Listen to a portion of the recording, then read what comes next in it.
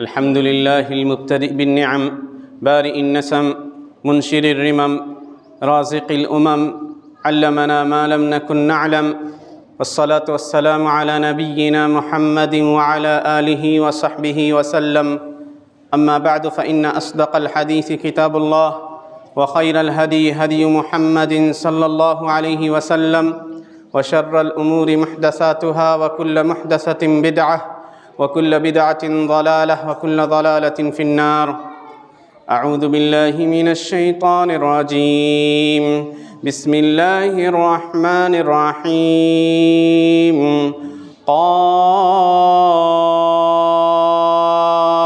والقرآن المجيد بل عجبوا أن جاءهم منذر منهم فقال الكافرون هذا شيء عجيب أإذا متنا وكنا ترابا ذلك رجع بعيد قد علمنا ما تنقص الأرض منهم وعندنا كتاب حفيظ بل كذبوا بالحق لما جاءهم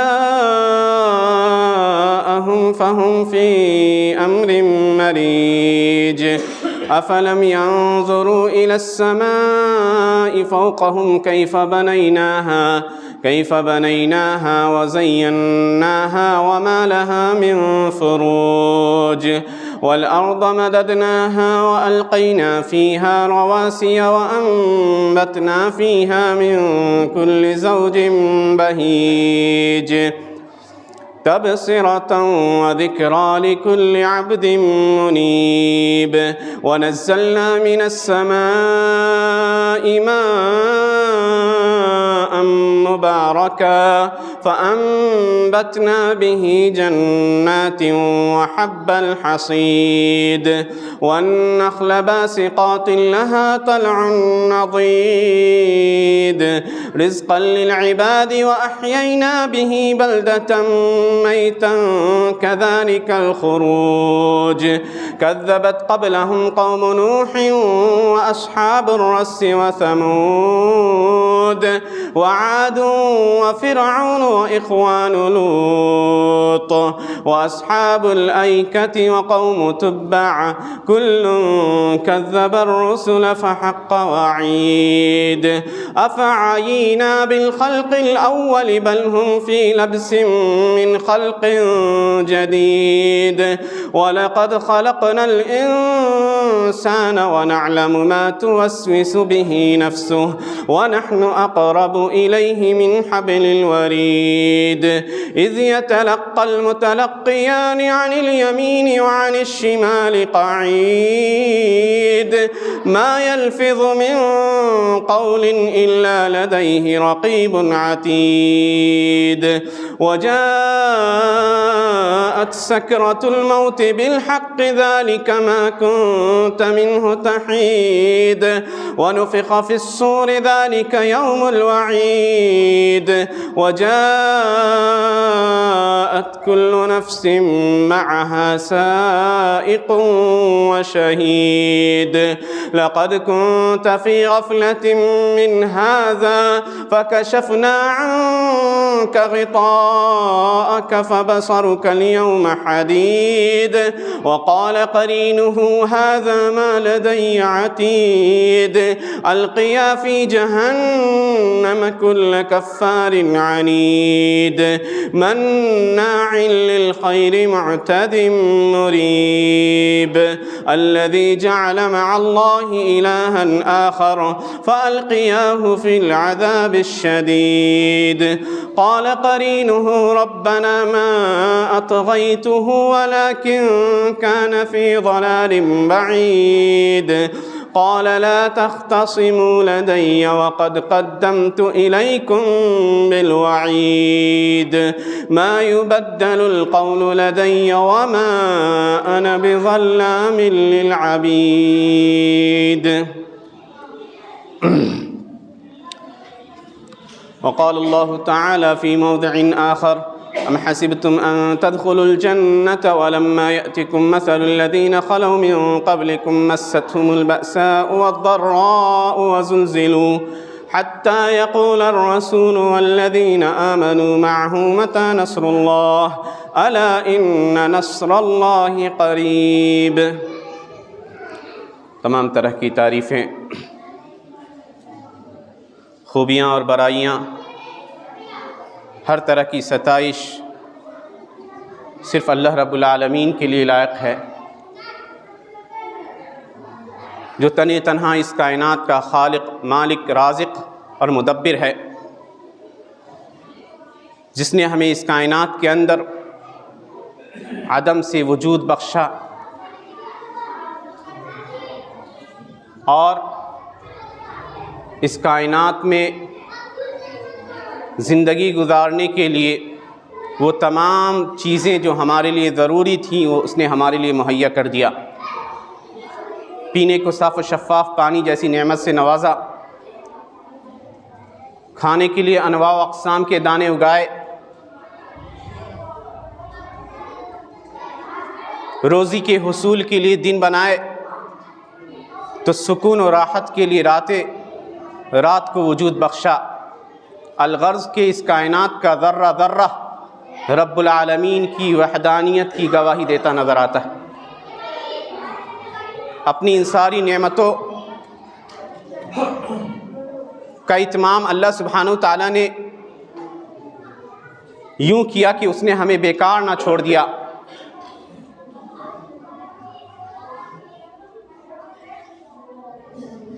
وجود کے مقصد سے واقف کرانے کے لیے اس نے اپنے میسنجرز اور رسولوں کو بھیجا، جو ہر دور میں اور ہر قوم میں آتے رہے اور اپنی اپنی قوموں کو اللہ کے پیغام سے واقف کراتے رہے۔ اللہ کہتا ہے وَلِكُلِّ قَوْمٍ هَادٍ، ہر قوم کے اندر اللہ کی جانب سے ایک رہنمائی کرنے والا آیا۔ ہر زبان کے اندر جس زبان کے جاننے والے لوگ تھے، اس زبان کے اندر اس زبان سے آشنا لوگوں کو اللہ نے نبی اور رسول بنا کر بھیجا۔ کہا وَمَا أَرْسَلْنَا مِن رَسُولٍ إِلَّا بِلِسَانِ قَوْمِهِ لِيُبَيِّنَ لَهُمْ، کہ ہم نے کسی رسول کو نہیں بھیجا مگر اس کے قوم کی زبان کے اندر۔ گویا انبیاء اور رسول ہر دور میں اللہ کے پیغام سے لوگوں کو واقف کرانے کے لیے، اللہ کے پیغام سے واقف کرانے کے لیے ہر دور میں انبیاء اور رسول کی جماعت آئی، جن کا کام یہ تھا کہ لوگوں کو گمراہی کے راستوں سے نکال کر اللہ کے راستے تک لایا جا سکے،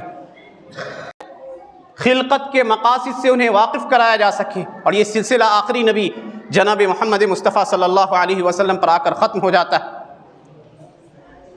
آپ آخری نبی ہیں، آپ کے بعد اب کوئی نبی آنے والا نہیں، تو فریضہ نبوت کا سلسلہ ختم ہوا اور نبی کے وارثین ہوئے، جو ہر زمانے میں نبی کے پیغام کو لوگوں تک پہنچاتے رہے۔ ہم اس دنیا کے اندر آئے ہیں، بہت ساری خواہشیں انسان پالتا ہے اور انہی خواہشوں کے ساتھ وہ اس دنیا سے رخصت بھی ہو جاتا ہے۔ اللہ سبحانہ تعالیٰ نے قرآن کریم میں جا بجا اس بات کا تذکرہ کیا کہ ہمیں اس نے کیوں پیدا کیا۔ کہا ایحسب الانسان ان یترک سدی، کیا انسان سمجھتا ہے کہ وہ بیکار چھوڑ دیا جائے گا؟ الف لام میم احسب الناس ان یترکوا ان یقولوا آمنا وهم لا یفتنون ولقد فتنا الذین من قبلهم فلیعلمن اللہ الذین صدقوا ولیعلمن الکاذبین۔ کیا لوگوں نے یہ سمجھ رکھا ہے کہ ایمان لانے کے بعد ان کی آزمائش نہ کی جائے، ان کا امتحان نہ لیا جائے؟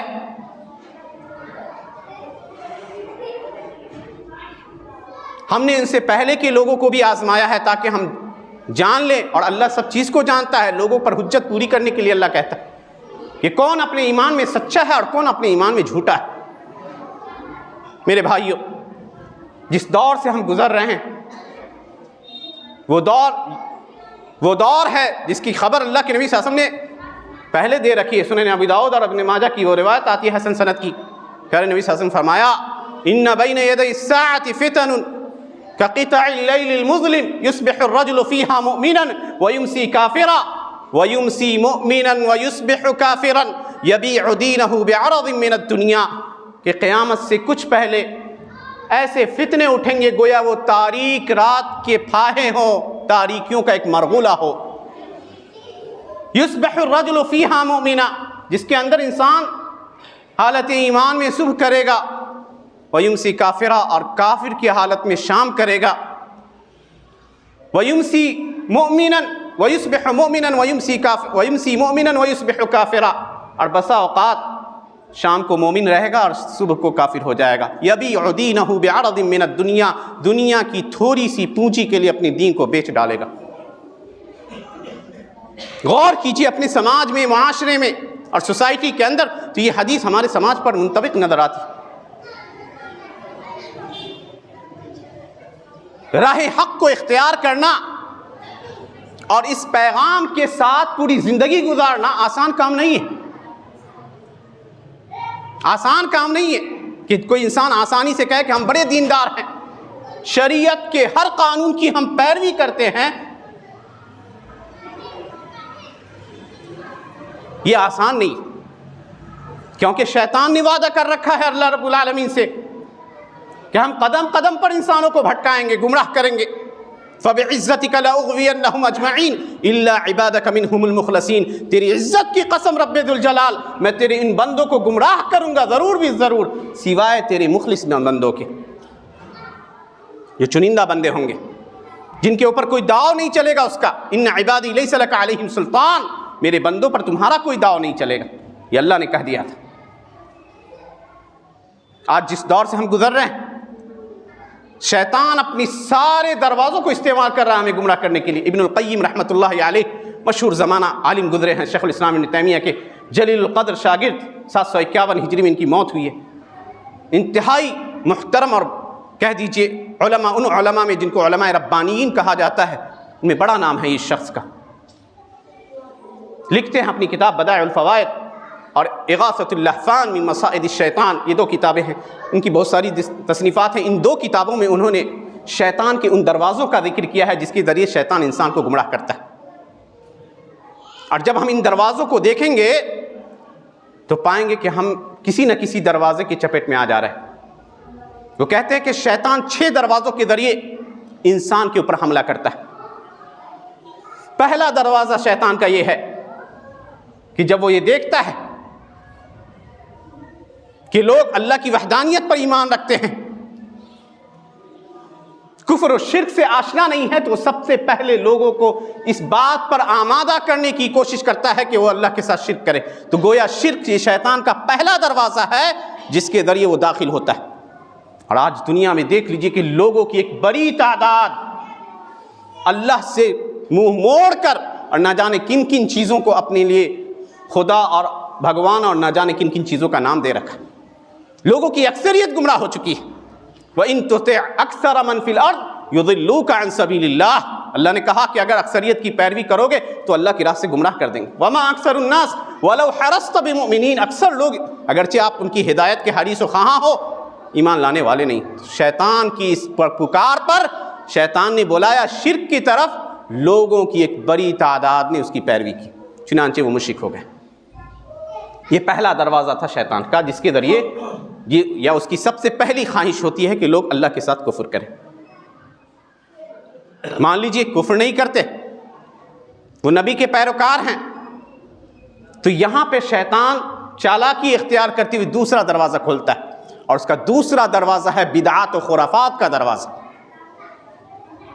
بدعات و خرافات کا دروازہ، وہ ایسے دروازے سے انسان کے پاس آتا ہے، کہتا ہے یہ نیکی کا کام ہے، کر لو حلوے پوری۔ اب 15ویں شعبان کا آنے والا ہے، دیکھ لیجیے نہ جانے کتنی خرافات، سال بھر لوگ نہ روزہ نہ نماز نہ دین سے کوئی واسطہ نہ رکھنے والا بھی دیکھیے گا اس دن ٹوپی چڑھائے مسجد میں حاضر رہتا ہے، کوئی اصل نہیں ہے اس دن عبادت کی سوا۔ ایک حدیث آتی ہے جس کو کچھ علماء نے صحیح قرار دینے کی کوشش کی ہے کہ اللہ سبحانہ وتعالیٰ اس رات کو ہر اس شخص کو بخش دیتا ہے جس کے دل میں جو مشرک نہ ہو اور جس کے دل میں کینہ کپٹ نہ ہو۔ اس حدیث کے علاوہ اور کوئی حدیث ثابت نہیں ہے، کوئی عمل کرنے کے بارے میں اللہ کے نبی سے کوئی اصل منقول نہیں ہے۔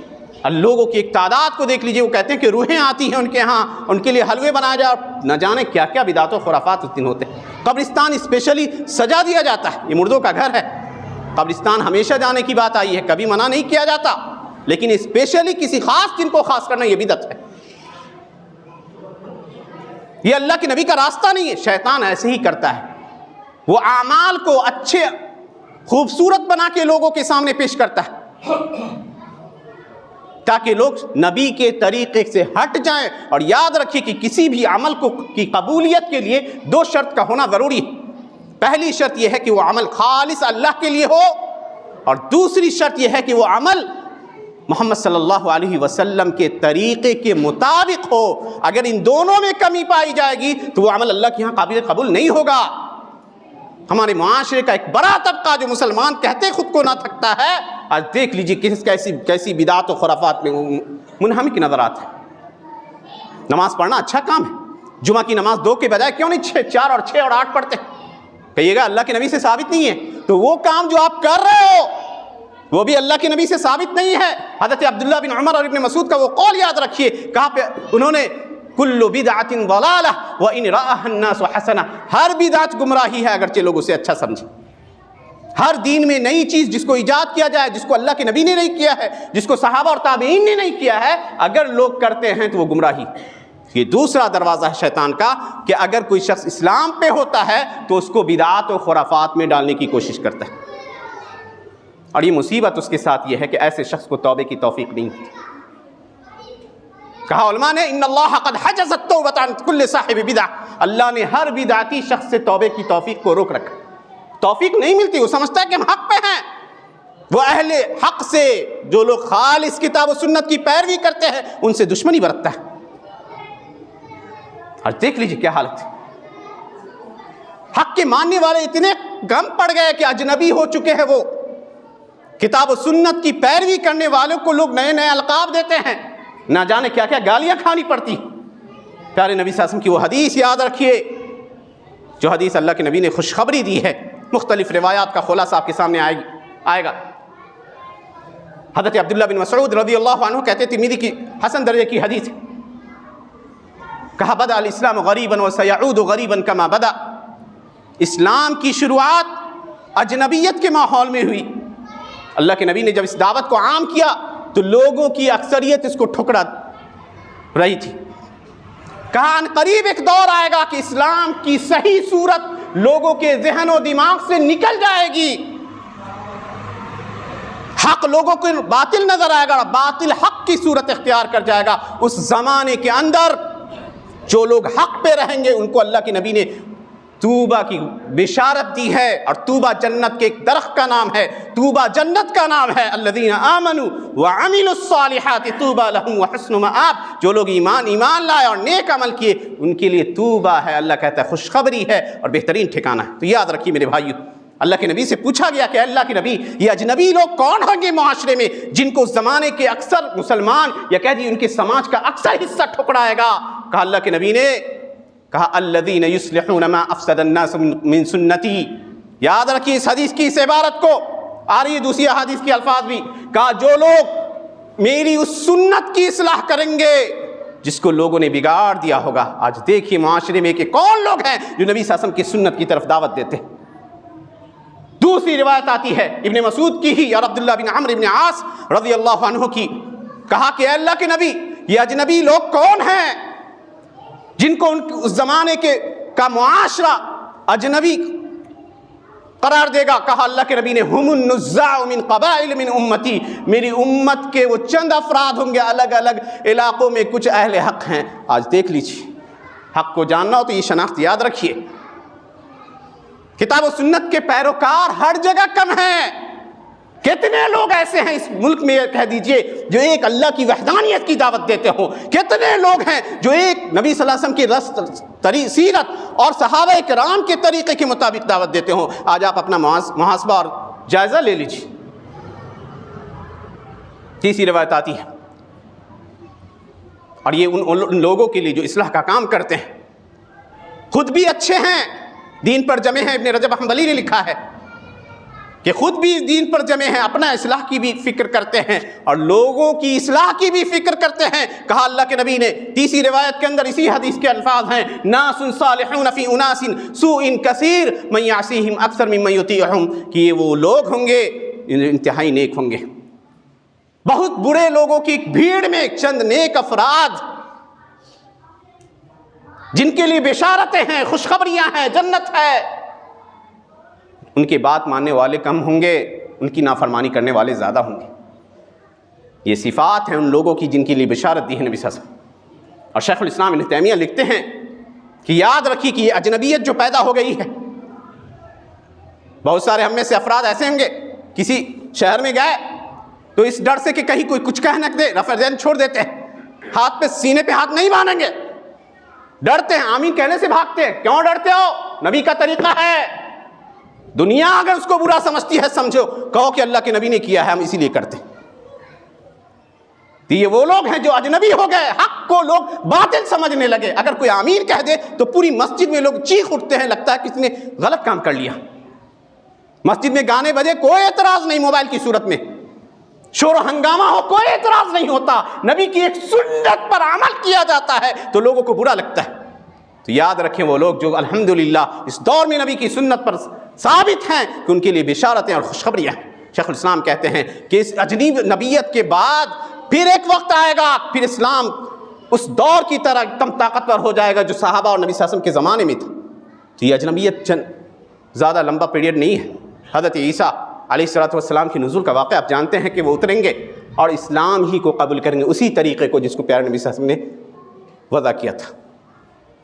تیسرا دروازہ جو شیطان کا ہے وہ ہے کبیرہ گناہ۔ اگر کوئی انسان شرک سے بچتا ہے، کوئی انسان بدعات سے بچتا ہے، تو اب شیطان کے پاس آپشن لمٹ ہو گیا، وہ اب تیسرے دروازے سے آتا ہے، کبیرہ گناہوں کے اندر اس کو مبتلا کرنے کی کوشش کرتا ہے۔ اور کبیرہ گناہ کی تعریف یاد رکھیے کہ ہر وہ گناہ جس کے کرنے کے اوپر جہنم کی دھمکی دی گئی ہو، ہر وہ گناہ جس کے کرنے کے اوپر اس شخص سے براءت کا اظہار کیا گیا ہو، ہر وہ گناہ جس کے کرنے کے اوپر شریعت میں لعنت بھیجی گئی ہو، وہ کبیرہ گناہ ہوتا ہے۔ مثال کے طور پہ اللہ کے نبی نے کہا لعن اللہ کی لعنت ہو اس شخص پر جو اپنے والدین کو پر لعن طعن کرتا ہے، والدین کے ساتھ بدسلوکی کرتا ہے۔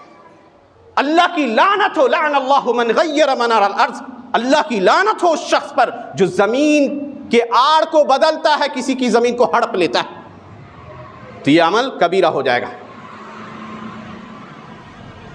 اسی طرح کوئی کسی مسلمان پر ہتھیار سونپ اٹھا لیتا ہے، اللہ کے نبی نے کہا لیس منا من حمل السلاح علینا، جو ہم پر ہتھیار اٹھا لے، کسی مسلمان کو کے اوپر تلوار اٹھا لیتا ہے، تو اللہ کے نبی نے کہا وہ ہم میں سے نہیں ہے۔ کوئی مسلمان کوئی بزنس کرتا ہے، تجارت کرتا ہے، کسی بھی لین دین کے کام میں کسی کو دھوکہ دیتا ہے تو وہ کبیرہ گناہ ہے۔ اللہ کے نبی نے کہا لیس منا من غشنا، وہ ہم میں سے نہیں ہے جو ہمیں دھوکہ دے۔ تو یاد رکھیے کہ کبیرہ گناہ کی یہ تعریف ہے۔ تو اگر کبیرہ گناہ سے بھی اگر آپ بچ جاتے ہیں تو چوتھا دروازہ شیطان لے کر آتا ہے، اور وہ ہے صغیرہ گناہ، اس سے بہت کم لوگ بچتے ہیں۔ صغیرہ گناہ سے اکثر لوگ بلکہ کہہ دیجئے انبیاء کے علاوہ اور لوگ، بلکہ کچھ لوگوں نے اس بحث کو بھی علماء نے ذکر کیا ہے کہ انبیاء سے صغائر ہوتے ہیں یا نہیں۔ بہرحال انبیاء کے علاوہ کوئی اور لوگ محفوظ نہیں تھے، انبیاء کبائر سے محفوظ ہوتے ہیں۔ اور پانچواں دروازہ ہے مباحات کا۔ جب آپ شرک سے بچ گئے، بدعات و خرافات سے بچ گئے، کبائر سے بچ گئے، صغائر سے بچ گئے، تو پانچویں دروازے سے آپ کو آئے گا جائز چیزوں کے ذریعے آپ کو الجھائے گا۔ جائز چیزیں کیا ہیں؟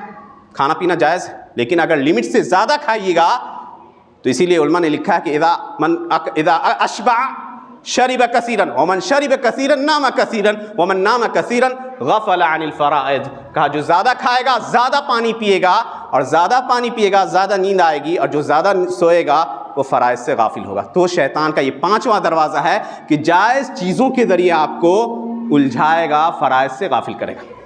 اور چھٹا دروازہ جو آخری دروازہ ہے، فرائض آپ چھوڑ دیجئے اور چھوٹی چھوٹی نیکیوں کا کام کیجئے۔ بہت سارے لوگوں کو دیکھیے نماز روزہ نہیں پڑھتے لیکن لوگوں کی مدد کرتے ہیں، سماج میں ایسے کام کرتے ہیں، وہ سمجھتے ہیں کہ یہ نیکی ہے، یقیناً وہ نیکی ہے، لیکن آپ کے اوپر اس سے بھی زیادہ اہم چیز جو فرض ہے اس کو آپ چھوڑ رہے ہو اور نفل چیز کو کر رہے ہو، تو شیطان آپ کو اندر سے یہ خوش کر رہا ہے کہ آپ اچھا کام کر رہے ہو۔ اللہ نے ایسے لوگوں کی وعید سورہ کہف میں بیان کی ہے، کہا کہ جو لوگ عمل کرتے ہیں اور سمجھتے ہیں ہم یحسبون انہم یحسنون صنعا افحسب الذین کفروا، کہ وہ لوگ سمجھتے ہیں کہ وہ اچھا کام کر رہے ہیں، تو ایسے لوگوں کی مذمت آئی۔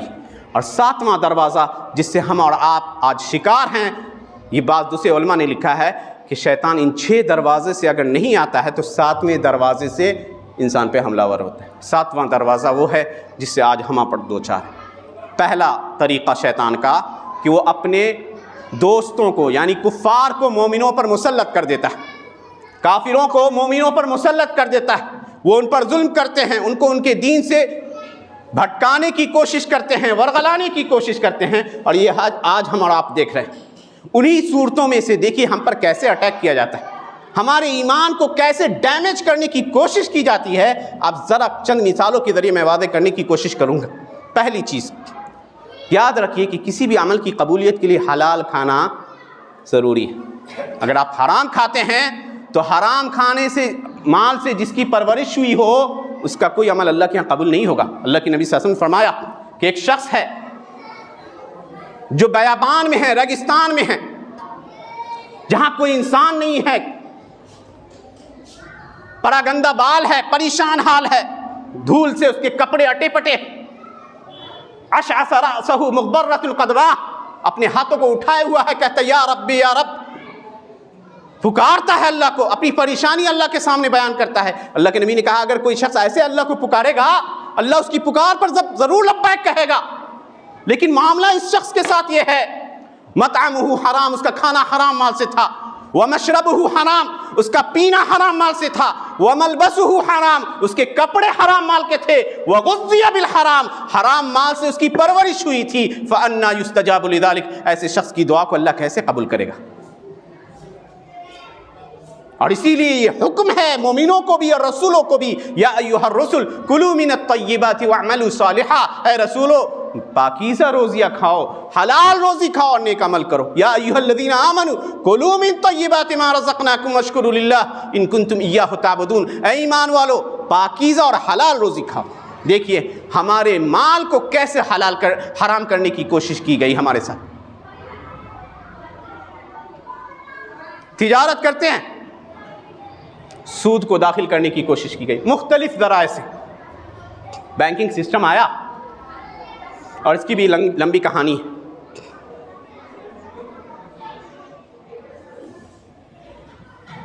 پرکشش آفر آنے لگے، بینک میں پیسہ جمع کرو، یہ ملے گا یہ ملے گا یہ ملے گا۔ انسان کا نفس کمزور ہے، دنیا کی طرف بہت مائل ہوتا ہے شدت کے ساتھ۔ اللہ کے نبی صلی اللہ علیہ وسلم نے کہا لو کان لابن آدم وادیان من ذهب لابتغى ثالثا، اگر انسان کے پاس دو ویلی ہو، دو وادیاں ہوں سونے کی، تو کہے گا کہ تیسرا بھی ہو جائے، تو اس کی خواہش نہیں مرتی۔ وہ بوڑھا تو ہوتا ہے لیکن خواہش نہیں مرتی، تو اور آئیے اور چاہیے اور چاہیے، یہ اس کے ساتھ لگا رہتا ہے۔ پرکشش آفر کی صورت میں بینک میں پیسہ جمع کیجئے، یہ آفر ملے گا وہ ملے گا۔ لوگوں نے دھیرے دھیرے اختیار کرنا شروع کیا، بہت سارے لوگ پھر بھی بچے رہے۔ اب کیا کیا؟ یو پی آئی سسٹم لا دیا، ڈیجیٹلائزیشن۔ آپ اپنی خالص کمائی کو بھی حرام کرنے پر مجبور ہو جائیں گے۔ حرام تو نہیں ہوگی بہرحال، لیکن سود کے اثر سے وہ محفوظ نہیں ہے۔ آپ ٹیچر ہیں، جاب میں ہیں، کہیں بھی کسی بھی، آپ کی سیلری بینک کے تھرو آتی ہے، کیش نہیں ملتا، بینک کے تھرو آتی ہے، بینک میں وہ پیسے جمع ہیں آپ کے، تو بینک اس پیسے کا سودی کاروبار میں استعمال کرتا ہے۔ آپ کے پیسے گندے ہوئے، گرچہ ہم کہیں گے کہ وہ حرام نہیں ہے کیونکہ ہم مجبور ہو چکے ہیں، اضطراری حالت میں جائز ہے، کوئی اس سے غلط یہ نہیں لے۔ اضطراری حالت میں چونکہ آپ سود نہیں لے رہے لیکن سودی کاروبار میں آپ کے پیسے استعمال ہو رہے ہیں، آپ تو سود کو چھوڑ دیتے ہیں بینک کے اندر۔ جو بزنس مین ہے دیکھا کہ وہ بینک سے ڈائریکٹ نہیں جڑا ہے، اس کو بھی ڈیجیٹل اور نہ جانے آن لائن پیمنٹ کے ذریعے اس کو بھی جوڑ دیا۔ ہر چیز کو بینکنگ سسٹم سے جوڑنے کی جو بھی سازش ہے وہ ہمارے حرام کھانے کے اوپر، حلال کھانے کے اوپر نکیل کسنے جیسا ہے۔ وہ ہمیں دھکیلتے ہیں کہ ہم حرام چیزوں کو استعمال کریں۔ اسلام نے معاشرے میں عزت و آبرو کی حفاظت میں سب سے زیادہ زور دیا۔ بد نظری نہ ہو، عورتوں کی طرف دیکھنے سے منع کیا گیا۔ فحاشی اور اڑیانیت پھیلانے والوں کے خلاف قرآن اعلان کرتا ہے کہ ایسے لوگوں کے لیے دردناک عذاب ہے۔ ان الذین یحبون ان تشیع الفاحشۃ فی الذین آمنوا لہم عذاب علیم فی الدنیا والآخرہ، جو لوگ اس بات کو پسند کرتے ہیں کہ مومنوں کے درمیان برائی اور فواحش پھیلے، ان کے لیے دردناک عذاب ہے دنیا آخرت میں۔ کیسے ہمارے معاشرے میں فحاشی کو داخل کیا گیا دیکھ لیجیے۔ پہلے زمانے میں سنتے تھے کہ کوئی ایسی جگہوں سے گزرے جہاں سنیما ہال ہے، تو یہ معیوب بات تھی کہ آپ ایسی جگہوں سے گزرے. آپ کے اگر گارجین نے دیکھ لیا کہ آپ ایسی جگہوں سے گزرے جہاں سینما ہال ہے اور اس کے پوسٹر پہ نظر پڑ گئی تو آپ کو ہو سکتا تھا پہلے مار پڑ جاتی. وہاں کیوں گئے؟ دیکھیے ہمارے اخلاق کو بگاڑنے کی کیسی کوشش کی گئی اور ہمارے گھروں کے اندر برائیوں کو کیسے گھسایا گیا موبائل کے ذریعے. پہلے سمپل سیٹ آیا، کوئی دقت نہیں تھی. رنگ ٹون بدلا، معاشرے نے ایکسیپٹ کیا. معاشرے میں اگر مسجد میں کوئی پہلے تھوڑا سا باجا بجا دے تو فساد ہو جاتے تھے. آج مسجد میں نہ جانے کس طرح کے گانے اور رنگ ٹون کی صورت میں بجتے ہیں. لوگوں کو کہیے گا تو جھگڑا کر لے گا آپ سے. لوگوں نے ایکسیپٹ کرنا شروع کیا. برائی پہ ایسی ہی پھیلتی ہے کہ جب اس پر روک ٹوک بند ہو جائے. اور جائیے ایسے لوگ دنیا میں بیٹھے ہیں شیطان کے پیروکار جو ہماری نسلوں کو مقصد اصلی سے غافل کرنے کے لیے ایسے فحش اور ویب سائٹ اور پورن انڈسٹری کے نام پہ وہ ہمارے گھروں میں گھسا رہے ہیں. یاد رکھیے میرے بھائیو، یہ انتہائی بڑی سازش ہے جس کو ہم آج اب نہیں سمجھ رہے. عربی کا ایک یوٹیوب چینل ہے واعی، یہ اس پہ بہت زیادہ کام کرتا ہے. اس کی رپورٹ کے مطابق تقریباً $500 بلین کی یہ بزنس ہے فحش ویب سائٹ کی، جو ہر اینڈرائڈ رکھنے والوں تک یہ آسان ہو گئی. یہ دیکھ لیجئے کیسے ہمارے گھروں کو، ہمارے اخلاق کو، ہمارے بچوں اور بچیوں تک کو ان برائیوں کو پہنچا رہے ہیں. یہ انکریز کر رہا ہے، بڑھ رہا ہے 20% کے رفتار سے.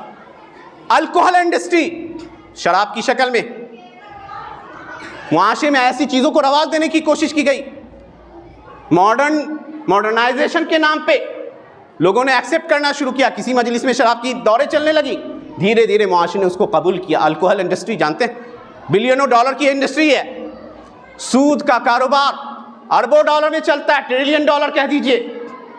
یہ ساری چیزیں اگر آپ غور سے دیکھیے گا اور ذی ہوش ہیں تو آپ جانیے گا کہ یہ سب چیزیں ایمان و عقیدے کو ضرر پہنچانے کی کوشش ہے. یہ اعداء اسلام کی سازشیں ہیں جو ہم میں سے بہت کم لوگ یہ جان پاتے ہیں. اگر اسلام آ گیا تو سود ختم ہوگا. مسلمان ہو گئے اخلاق اور پاکیزگی کے ساتھ، دنیا اس کے اخلاق کو دیکھ کر پھر اسلام قبول کرے گی. تو کن لوگوں کے بیچ یہ حرام چیزوں کو پھیلائیں گے، چاہے وہ نشہ کی صورت میں، شراب کی صورت میں، فحاشی اور یانی کی صورت میں اور سودی مال کی صورت میں. تو اپنے نسلوں کی حفاظت کیجیے. موبائل فون فتنہ ہے، ضرورت بنا دیا گیا اس کو. بچوں کی تربیت ایسی کیجیے کہ ان کے اوپر یہ چیزیں اثر نہ کر سکے. دینی اداروں کو قائم کیجیے، اللہ اور اس کے رسول کے اوامر سے واقف کرائیے، بس تقریروں کے ذریعے نہیں. جو پرنسپلز آف اسلام ہے، جو بیسک چیزیں ہیں، کنسپٹس ہیں، اس کو جانیے. اچھے علماء کو بلائیے، پروگرام کروائیے، دروس کی شکل میں ہو. آن لائن بہت سارے ایسے دروس ہوتے ہیں جو ان چیزوں کو آج کلیئر کر رہے ہیں.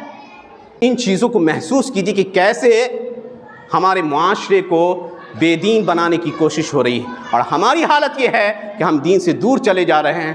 یہی نتیجہ ہے کہ دشمن قومیں ہم پر مسلط ہو رہی ہیں. وہ ہمیں دھمکانے کی، ڈرانے کی، کمزور کرنے کی سازشوں میں ہیں اور ہم خواب غفلت میں سوئے ہوئے ہیں. یاد رکھیے میرے بھائی، یہ فتنوں کا یہ دور انتہائی شدید ہے. وہی شخص محفوظ رہ سکتا ہے جس کے دل میں اللہ کی خشیت ہو. پہلی چیز علم حاصل کیجیے. علم جس کے اندر ہو، کہا گیا کلما کان العبد اعرف باللہ، جتنا بندہ اللہ کو جانے گا اللہ سے اتنا ہی ڈرے گا. یاد رکھیے اللہ کی معرفت کو حاصل کیجیے. صبح و شام کے اذکار پر پابندی برتیے. جو صبح اور شام کی دعائیں ہیں یہ فتنوں سے بچنے کا بہترین ذریعہ ہے. فتنوں سے بچنے کا بہترین ذریعہ ہے. معانی کے ساتھ سمجھ کے یاد کیجیے. قل اعوذ برب الفلق، قل اعوذ برب الناس، چھوٹی چھوٹی صورتیں ہیں، عموماً لوگوں کو یاد رہتی ہے. معانی کو سمجھیے، اس کے اندر کیا معانی پوشیدہ ہے. انشاءاللہ شیطان اور ان فتنہ پرور لوگوں کے فتنوں سے آپ محفوظ رہیں گے. یاد رکھیے کہ ہمارے معاشرے کے اندر دین بیزاری کی ایک لہر، لوگ دین سے غافل ہوتے چلے جا رہے ہیں. معاشرہ دیندار لوگوں کو ایکسیپٹ نہیں کرتا. ایسے لوگوں کی عزت آپ کے سماج میں ہونی چاہیے جو دین سے جڑے ہیں، کیونکہ یہ آپ کی دین دنیا دونوں کی اصلاح کرتے ہیں. دین دنیا دونوں کی اصلاح کرتے ہیں.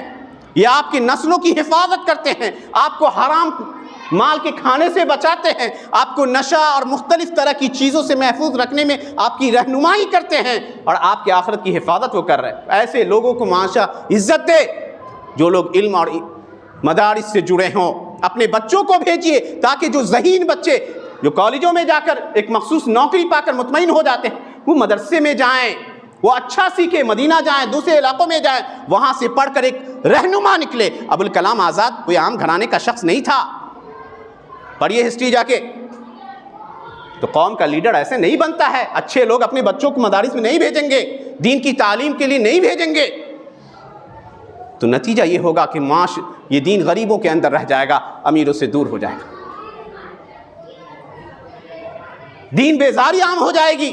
اور یاد رکھیے، اسی لیے پیارے نبی صلی اللہ علیہ وسلم کی حدیث کو یاد رکھیے کہ ایک عالم دین کی کیا اہمیت ہوتی ہے۔ اللہ کے نبی نے کہا تھا ان العالم لا يستغفر له كل من في السماوات والارض حتى الحيتان في جوف الماء، کہ جو شخص دین کا جانکار ہوتا ہے نا، وہ ہر چیز کے ساتھ اچھا سلوک کرتا ہے، ہر چیز کے ساتھ۔ وضو بھی کرے گا تو وضو میں زیادہ پانی نہیں خرچ کرے گا، کیونکہ منع ہے کہ جو 3 بار سے زیادہ ہاتھ پاؤں دھوئے، اللہ کے نبی نے کہا اس نے فقط اساء و تعدى و ظلم، اس نے برا کیا، سرکشی کی اور ظلم کیا، تو فضول خرچی نہیں کرے گا پانی کی۔